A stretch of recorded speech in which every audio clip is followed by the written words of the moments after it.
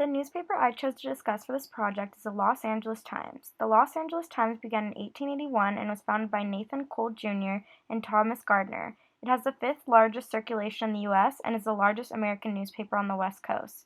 The four front pages I chose are from the years 1881, 1921, 1970, and 1983. Beginning with the earliest newspaper, I chose to discuss the front page from December 4th, 1881.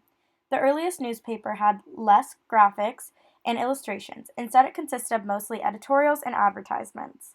The editorials and advertisements on the front cover were equally dispersed with the same width for each column. I found it interesting that back in 1881, the Los Angeles Times was referred to as the Los Angeles Daily Times. The newspaper also included business cards and professional cards, which we don't see much of in newspapers anymore. Now moving on to the newspaper that was released on January 21st, 1921. First thing that stood out to me was the lack of equal spacing between the columns.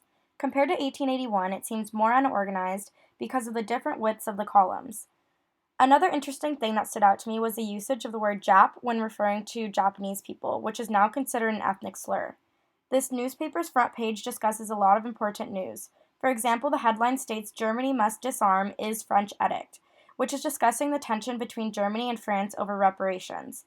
As the years went by, the Los Angeles Times began to use graphics and illustrations in their newspapers. The newspaper from 1970 was released on May 5th. The first thing I noticed about this front page is the usage of photos and the lack of writing. The headline is, "Four Students Slain Troops Open Fire on Ohio Campus," which is about the Kent State University shooting.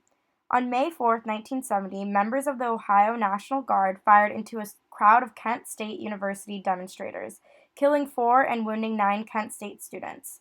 Similarly, the front page highlights a teacher strike in 1970 because of the irregularities of teachers' salaries. These events are extremely important to the evolution of our society and the newspaper because the Los Angeles Times shifted from advertisements and editorials to highlighting important news. Lastly, the newspaper from 1983 was released on October 11th. The usage of photography in the Los Angeles Times became even more prominent in the 80s. The front page included more photographs and graphics than seen in past newspapers.